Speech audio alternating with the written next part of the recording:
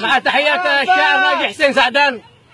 شاعر المقاومة في قرية طعطبة قرية الفاخر. ربي دعوتك تجاوب دعوة السائل وتفك المعقد يا من للعقد حلال وتحقق الحق ربي يبطل الباطل وكل باغي إلهي جندله جندال وان تذكر الله قبل الموت يا غافل تموت فاسد ولا تمشي مع محتال شعب مسكين يا مشغول بالديزل شوف الوطن في خطر وانت سليم البال. يقول سعدان جاني الشعر والزامل امسيت افكر وقلبي داخله زلزال والهاجس اقبل وجاني في خبر عاجل يشكي من الوضع وبدع ينظم الاقوال يشكي من الجور يبدو لهجته زاعل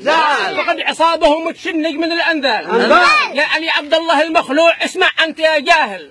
في عهد حكمك جلبت الظلم والاذلال ايام حكمك يمنا بالمرض حافل والفقر والجوع ظل يحسد الاطفال حب ايران يمسي شغلك الشاغل خامين سيدك لاجله كم قتلت رجال اليوم يومك نردك اسفل السافل سحبت الارض والحوثي معك انشال عواصف الحزم من المعبر قها واصل ما عاد نقبل مجوسي معتدي قتال الموت لزول عليكم من السماء نازل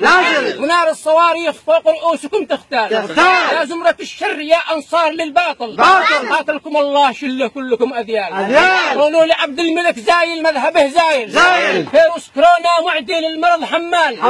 الجد بالجد يسمع كل متخاذل في ساعة الجد يبانوا من هم الأبطال يا ملك سلمان معك الكل متفاعل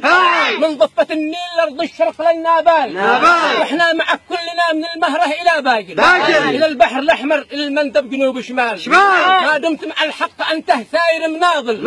والأمر أمرك لو تطلب رؤوس رجال يا قبلة المسكين يا من لليتيم كافل إذا قلت كلمة يتبع قولك الأفعال أنا يماني وجسمي من التعب ناحل ما عاد خلوا السرق بالجيب حق ريال صبرت 34 سنة قلت بحاول لكن صبري نفد وده وراه الأحوال صبرت 34 سنة قلت بحاول لكن صبري نفذ وده وراه الأحوال مثلا من الجوع قالوا أكلوا الحاصل لا بد هذه السنة بترولنا وصال برميل حق المدير وبرميل للعامل وما سور بالمحطة شله الدلال والملح معدوم أزمة ما لها فاصل لا حول قال الشعب من ذا الحال أنا يماني لقول الحق متماثل أنا سعودي أنا مصري وعال العال